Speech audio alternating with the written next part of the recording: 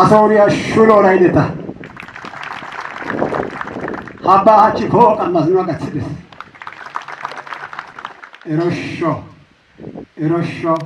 እሮሾ ዛሬ ሀብታችንን አይቶ ከኛ አልፎ ለሀገራችን ጠቀሜታ እንዲውል ያየ የመረመረ በጥልቀት ማየት የቻለ አይን ያለውን መሪ የሰጠን አምላክ የተመሰገነ ይሁን።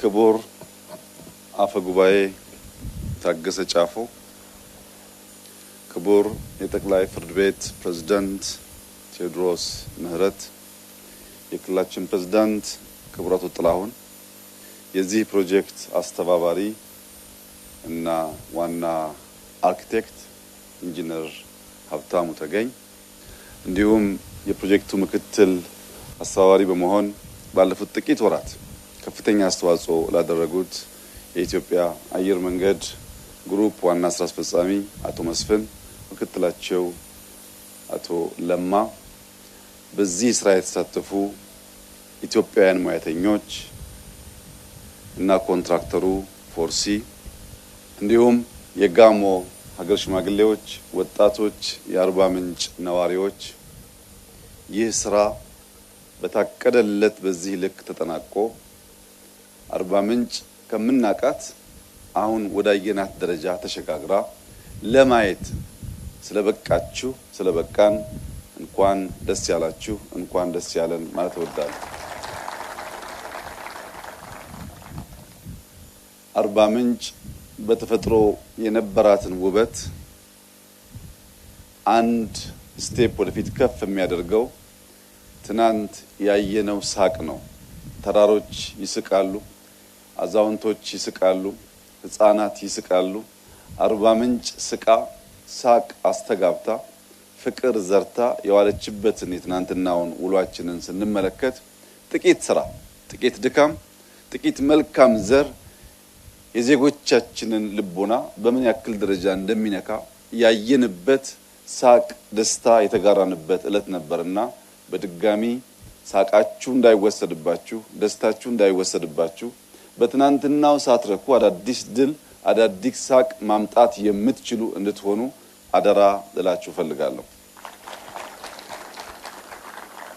ከጥቂት ዓመታት በፊት አንድ ሀገር ለስራ ጉዳይ ሄጄ ያረፍኩበት ሪዞርት ያጓጓ ነበር። እኔ ክፉ አመላለኝ በሄድኩበት ሳይ ቶሎ የመቅናትና ወደዚህ አገር የማምጣት መሻቴ ከፍተኛ ነው እና የዛን ሆቴል ባለቤት ወደ ኢትዮጵያ ጋበዝኩት። አርባ ምንጭ የሚባል ውብ ምድር አለ። የዝጌር ድልድይ የሚባል አስገራሚ ተፈጥሮ አለ። የደፈረሰውንና የጠራውን ውሃ ከፍሎ የያዘ፣ ነጭ ሳርን ከግርጌው ያስቀመጠ፣ ተራሮቹ ተሰናስለው የእግዚአብሔርን የእጅ ስራ በአስደናቂ ሁኔታ የሚገልጥ ቦታ አለ። እዚያ ቦታ ላይ መጥተህ ልክ እዚህ ሀገር እንደሰራው አይነት ሪዞርት ብትሰራልን ብዬ ጋበዝኩት።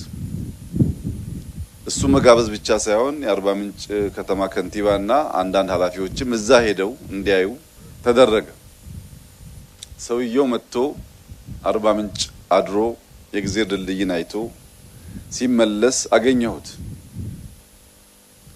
እና ምኞትህ ጥሩ ነው፣ ፍላጎትህ ጥሩ ነው፣ መንጠራራትህ ጥሩ ነው። አርባ ምንጭ ግን ለዚህ ኢንቨስትመንት አልደረሰችም ማለት ነው። አርባ ምንጭ አንድ ሆስፒታል የሌላት፣ አንድ ሱፐርማርኬት የሌላት፣ ለኔ ሪዞርት እንኳን በበቂ ደረጃ ግብአት ማቅረብ የምትችል ከተማ አይደለችም። በዚህ ከተማ ውስጥ ኢንቨስት እንዳደርግ መጋበዝህን ባደንቅም ጊዜው የደረሰ አይመስለኝም አለኝ። ይሄ በጣም መራር እና ደግሞ እውነተኛ ኮሜንት ነበር። ይህንን ኮሜንት ስሰማ ምን ሊሰማኝ እንደሚችል እናንተ ገምቱት። ትናንት ማታ የነበረኝ ጉጉት ግን ያንን ሰው ደግሜ ጋብዤ አርባ ምንጭን እንዲያያት ነበረ። እዛ ያየሁት ሪዞርት እዚህ አሁን ያለው ሪዞርት አያክልም። እዛ ያለው ሪዞርት ከ1000 በላይ ዘመናዊ ስብሰባ ማዕከል በተለየ ዲዛይን የተሰራ ቦታ የለውም። እዛ ያየሁት ሪዞርት በውሃ ውስጥ በከፍተኛ ጥልቀት ገብቶ ሰማይ ላይ የወጣ በሰማይ ላይ የሚሽከረከር 360 ዲግሪ ተፈጥሮን ውበትን የሚያሳይ ሬስቶራንት እዛ አላየሁም። ከዚህ ያነሰውን ጠይቄው አርባ ምንጭ አልደረሰችም ማለት ከዚያ የበለጠውን ሰርተን እንደምንችል እንደሚገባን ከማንም የሚያንስ ተፈጥሮና ብቃት እንደሌለን ለዛ ሰውዬና መሰል እሳቤ ላላቸው ሰዎች በንግግር ሳይሆን በተግባር ማሳየት ጉጉቴ ነው። ደግሞም ይመጣል።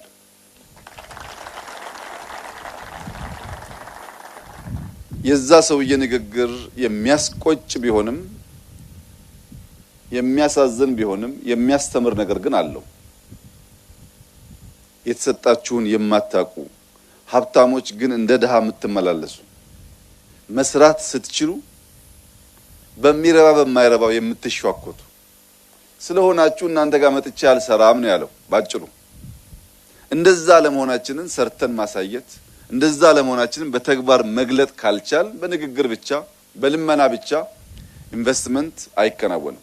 አርባ ምንጭ ላይ የተሰራው ይህ ሪዞርት ብቻውን የመንግስት ኢንተርቬንሽን ሳይሆን የግሉ ሴክተር ወደዚህ ሀገር መጥቶ መስራት እንዲችል ዲሪስክ ያደረገም ለመምጣት እንዲበረታቱ ያደረገም ስራ ነው። ይህን ኢንቨስትመንት ተከትሎ የኩሪፍቱ ሪዞርት ባለቤት በአርባ ምንጭ የሰራው ሪዞርት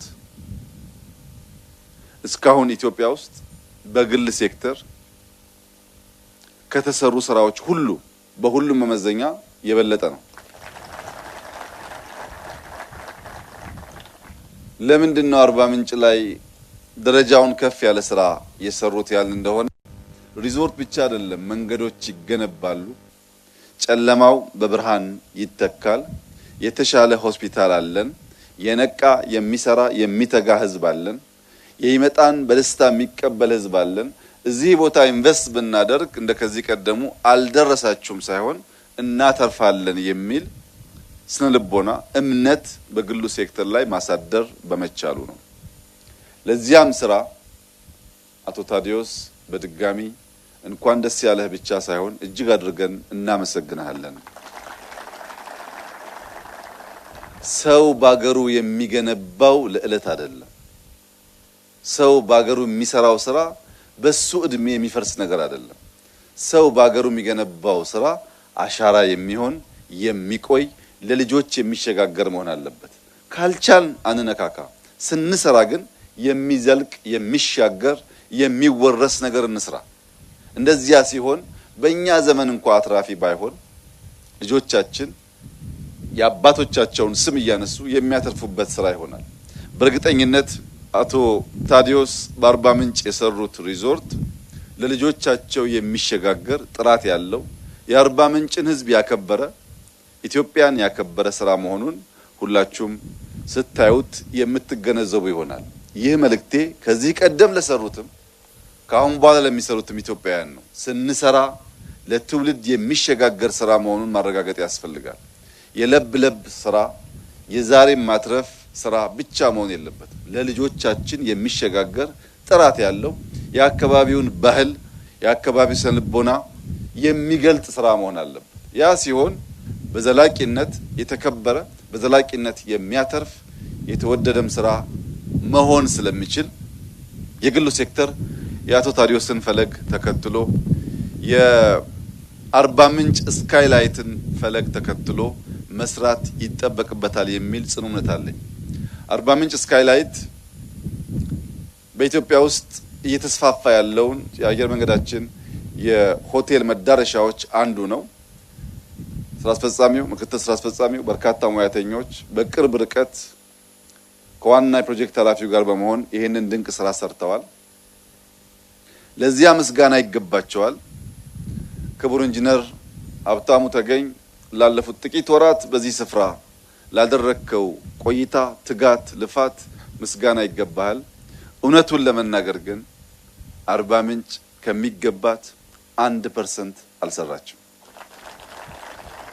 በጣም የሚያሳስበኝ በጣም የሚያስፈራኝ ነገር ሳንሰራ በጣም የምንረካው ነገር ነው። የእርካታ መንፈስ ወደፊት እንዳንዘረጋ ያደርገናል። በቃ ይሄ ነው ልካችን ማለት ትናንትና በነበርንበት የደህንነት ልክ እንድንቆይ ያደርገናል። ከነበርነው ከፍ ብለናል፣ አይካደም፣ እውነት ነው። ለዚያ ደስተኞች ነን። መድረስ የሚገባን ቦታ ግን ለመድረስ ገና ብዙ ትጋት፣ ብዙ ስራ፣ ብዙ ልፋት ይጠበቅብናል። በትንሹ የሚረኩ ሰዎች ማደግ አይችሉም። በትንሹ የሚረኩ ሰዎች ለልጆቻቸው የበለጠ የላቀ ነገር ማኖር አይችሉም። እርካታ አደገኛ በሽታ ነው። ኢንጂነር ሀብታሙ ተገኝ ከሚጠበቅበት 1% አርባ ምንጭ ላይ ያስቀመጠ ቢሆንም ገና አዳዲስ ስራዎች፣ ገና አዳዲስ ልማቶች የሚጠበቅብህ ወጣት ሙያተኛ ስለሆንክ አርባ ምንጭ ላይ እንደጀመርክ፣ አርባ ምንጭ ላይ እንደተማርክ፣ አርባ ምንጭ ላይ ኢንጂነር የሚለውን ስም እንደተጎናጸፍክ አስበህ ስራ ግን ከፊት እንደሆነ ማሰብ ያስፈልጋል። ተመልከቱ ተራሮቻችንን፣ ገና ስራ ይፈልጋል። ብዙ ከሚጠበቅብን አንድ አስቀምጠን በዚያ ፌሽታ የምንሰክር ከሆነ ማደግ አንችልም። ኢትዮጵያ ትልቅ ሀገር ናት፣ ማደግ የምትችል ሀገር ናት፣ ስራ የምትሻ ሀገር ናት። የጀመርነው ለኢትዮጵያም ለአፍሪካውያንም ምሳሌ የሆኑ ስራዎች ናቸው። ምሳሌ ማለት ግን ፍጻሜ ማለት አይደለም። ምሳሌንና ፍጻሜ መለየት ያስፈልጋል። ለሚቀጥለው ስራ ምልክት የሚሆን ነገር አቆየን እንጂ ወደ ፍጻሜ ገና አልተቃረብንም። ይህንን በልቦናችን አኑረን በትጋት በጋራ መቆም እንድንችል አደራ እያልኩ ለአርባ ምንጭ ከተማ ነዋሪዎች፣ ለደቡብ ኢትዮጵያ ነዋሪዎች 4 መልእክቶች አሉኝ። አንደኛው ሌብነትን ቱሪስቶች 365 ወይም 64 ቀን ተመላልሰው አድንቀው ተደስተው አክብረው አንድ ቀን ሞባይል ከጠፋባቸው አርባ ምንጭ እጄ ሞባይል ጠፋብኝ እንጂ አርባ ምንጮች አየሁ አይሉም። የአንድ ቀን ክፉ ስራ የአመቱን መልካም ስራ ያጠለሸዋል። አንድ ሞባይል መስረቅ የዚያን ዜጋ የዛን ግለሰብ ህይወት አይቀይርም። የብዙ ዜጎችን ስም ግን ያጠለሻል። ቱሪስቶች እኛ ከተማ ሲመጡ እንኳን ፈቅደን ወደን አቅደን መስረቅ ቀርቶ ቢወድቅባቸው ቢረሱ እንኳን አንስተን የምንመልስ ታማኞች ብንሆን ተመላልሰው ይመጣሉ።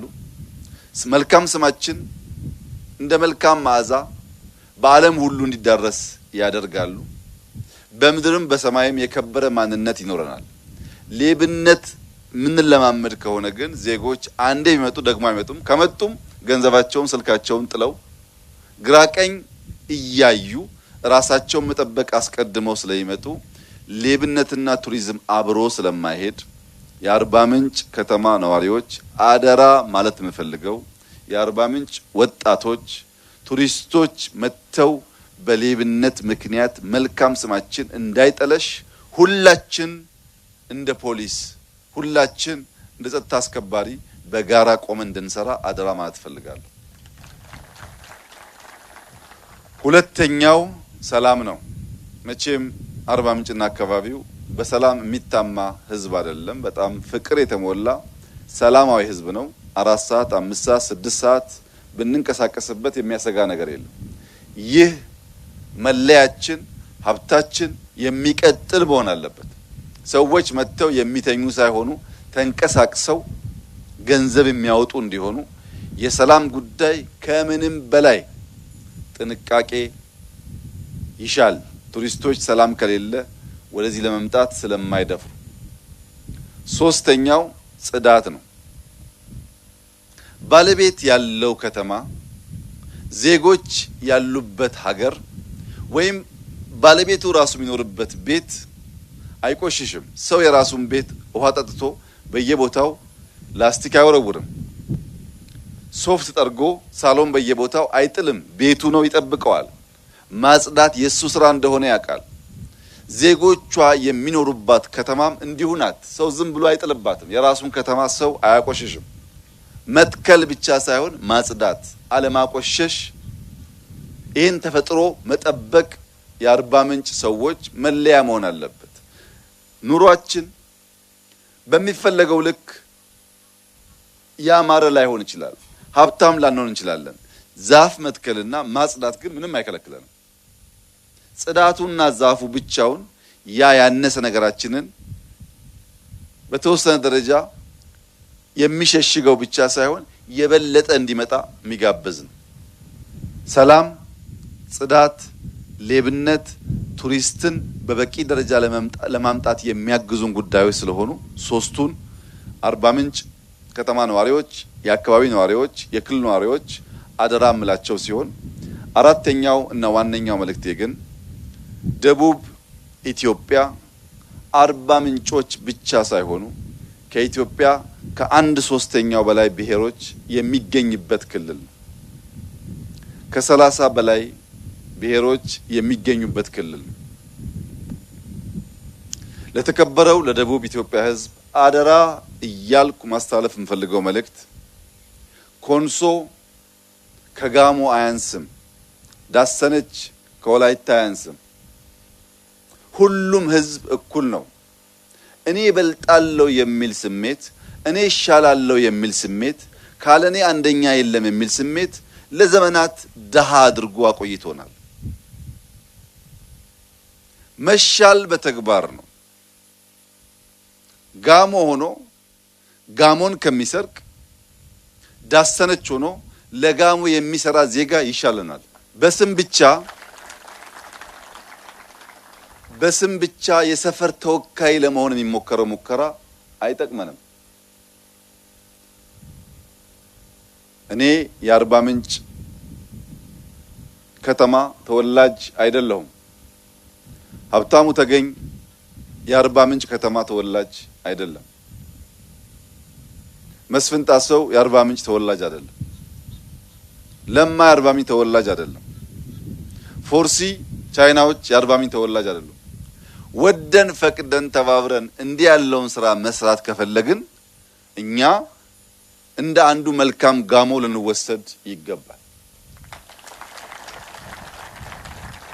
እዚህ ተቀምጦ ደግሞ የአርባ ምንጭ ስብራት፣ የአርባ ምንጭ ድካም፣ የአርባ ምንጭ መጎዳት የማያመውና የማይተጋ ደግሞ ሰው ከሆነ ስሙ ብቻ የኛ አያደርገውም። አደራ ልላችሁ የምፈልገው ነገር ኢትዮጵያ ውስጥ ካሉ እጅግ ሀብታም ክልሎች አንዱ የደቡብ ኢትዮጵያ ክልል ነው። ብዙ ቋንቋ፣ ብዙ ባህል፣ ብዙ አስደናቂ ተፈጥሮ ያለው ክልል ነው። አላስፈላጊ ሽኩቻ ከልማት እንዳያስቀረን የሀገር ሽማግሌዎች፣ ወጣቶች አስመሳይና አንደኛ ብሔሮችን አትፈልጉ። የሚሰሩ ሰዎችን ብቻ ኢንክሬጅ አድርጉ። አስመሳዮች አሉ። የብሔር አንደኛ፣ የኦሮሞ አንደኛ፣ የአማራ አንደኛ፣ የትግራይ አንደኛ፣ የጋሞ አንደኛ፣ በተግባር ግን ሌቦች የማይሰሩ እንደዚህ ያለውን ክፉ ባህል ማስፋት ለልጆቻችን ደህንነት ማኖር ስለሆነ ወላይታና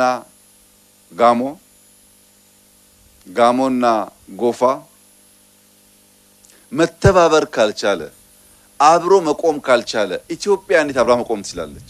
ከማንም በላይ በችግር በመከራ አብሮ የኖረ ህዝብ መተባበርና በአርባ ምንጩ ለውጥ ሶዶ መሳቅ ካልቻለ፣ በሶዶ ለውጥ ጂንካው መሳቅ ካልቻለ ሌላው ሰውማ እንዴት ደስ ይለው ይችላል?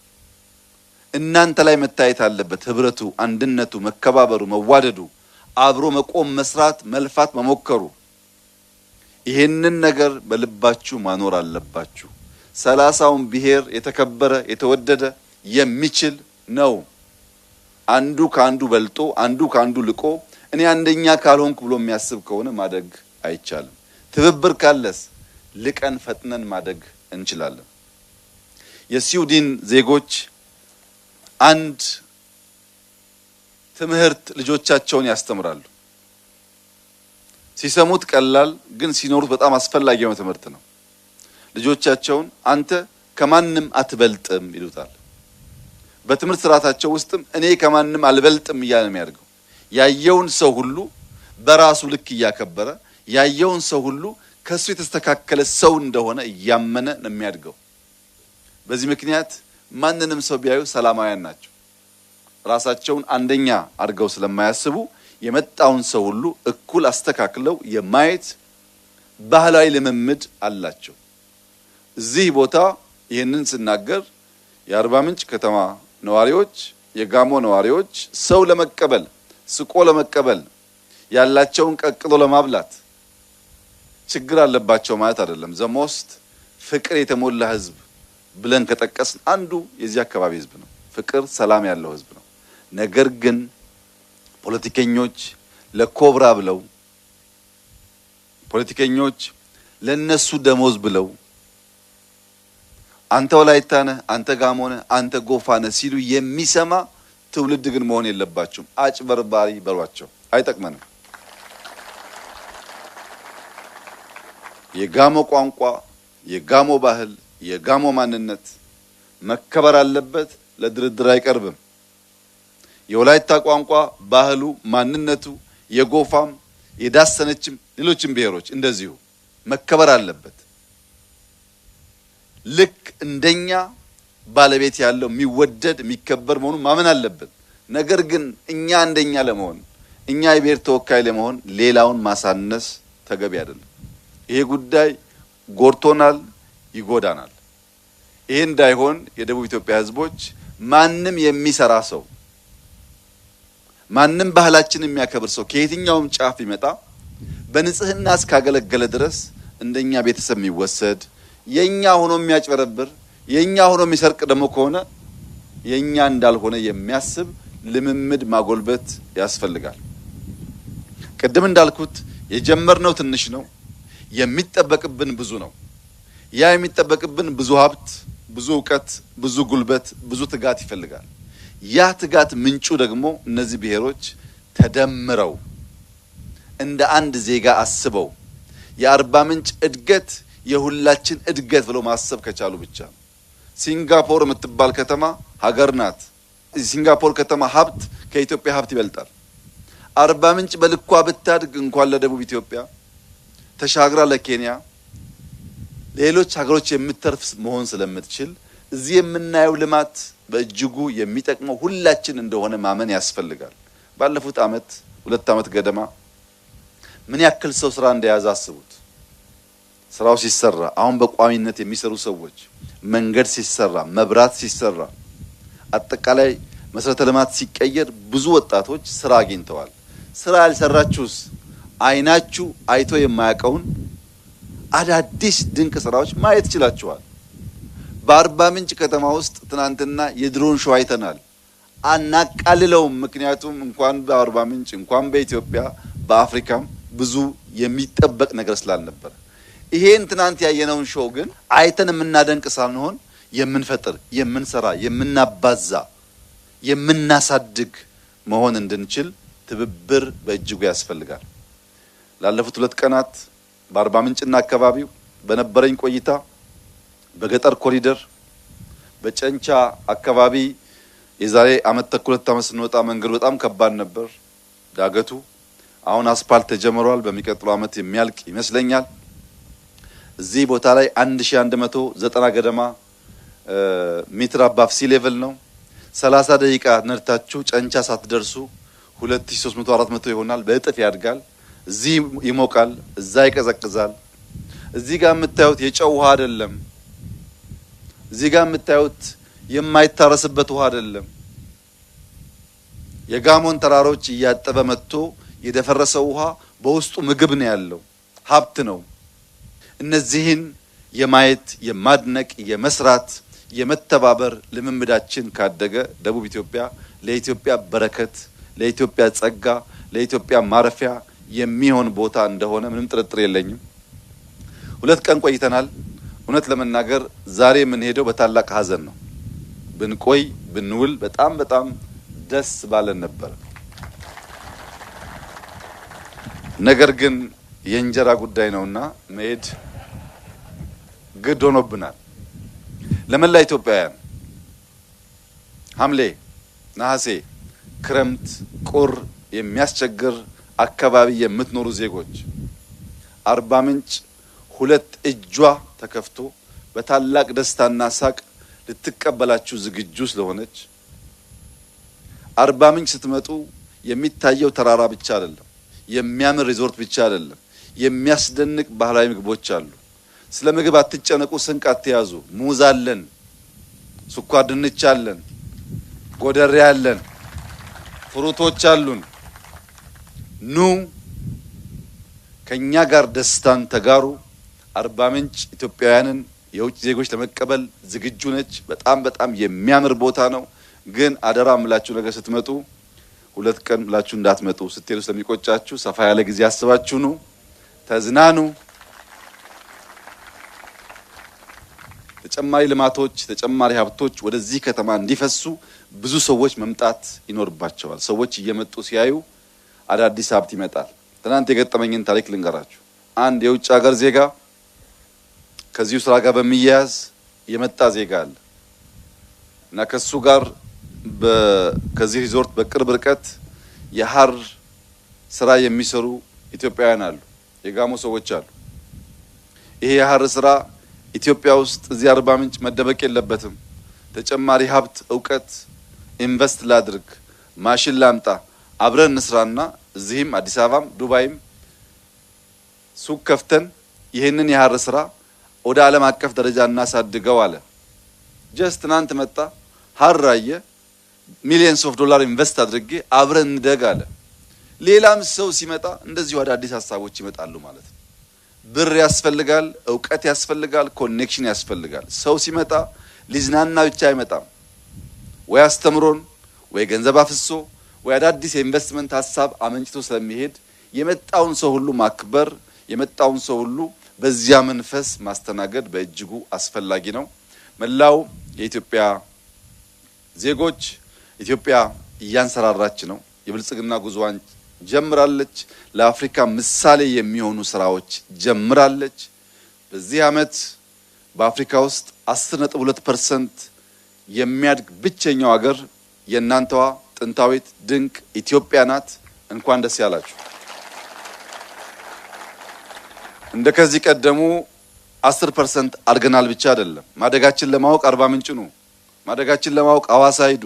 ማደጋችን ለማወቅ ሶዶ ሂዱ፣ ጅማ ሂዱ፣ ነቀምት ሂዱ፣ ባህር ዳር ሂዱ፣ ሐረር ሂዱ፣ ጅጅጋ ሂዱ፣ ድሬዳዋ ሂዱ። ይታያል፣ ይዳሰሳል። እድገታችን ከጠራኋቸው ከተሞች አልፎ ያልነካቸው ከተሞች በጣም ብዙ ናቸው። ጅማሮ ስለሆነ እነዚህን አጠንክረን የቀረውን ጨምረን በመስራት የኢትዮጵያን ብልጽግና እውን ማድረግ ከእያንዳንዱ ዜጋ የሚጠበቅ ተግባር ይሆናል። በውጭ ያላችሁ ኢትዮጵያውያን ይደንቃችኋል፣ ይገርማችኋል። ኢትዮጵያ እያማረባት ነው። ወደ ቤታችሁ መመለስን ማሰብ የምትጀምሩበት ጊዜ ደርሷል። በማንኛውም መመዘኛ እያደገ ያለ ሀገርና እየወደቀ ያለ ሀገር ውስጥ ለመኖር ምርጫ የትኛው ተመራጭ እንደሆነ አይመከርም። ከሚያድግ ልጅ ጋር መጓዝ ያስፈልጋል። የሚያድግ ልጅ ለሀጭ ፊቱ ላይ ሊታይ ይችላል፣ ግን እየዋለ እያደረ ይጸዳል። ያረጀ ሰው ደግሞ ይጸዳ ሊመስል ይችላል፣ ግን ምርኩዝ ይፈልጋል። ኢትዮጵያ የምታድግ የምትበለጽግ ልጆቿን የምትሰበስብ የአንድነት የሰላም ምሳሌ የምትሆን ሀገር ናት። ይህ ከድካም ከልፋት ከስራ ውጪ የሚከናወን ነገር አይደለም። ፈተናዎች አሉ፣ ችግሮች አሉ፣ ወደ ኋላ እንድንጎተት የሚፈልጉ ኃይሎች አሉ። እውነት ነው። ልማት፣ ሰላም፣ ብልጽግና የምናስብ ሰዎች እያሸነፍን ጉዟችን ወደፊት ይሆናል። ክፉ ሐሳቢ፣ ክፉ አላሚ መጨረሻው ሽንፈት፣ መጨረሻው ገሃነም ነው። መልካም እናስብና የምንሰራ ሰዎች በምድርም በሰማይም ቤታችን የለመለመ ነው። እኛ በኢትዮጵያ ስንኖር እናበለጽጋለን፣ ስንሄድም ይጠብቀናል እናውቃለን። እጅግ አድርጌ አመሰግናለሁ።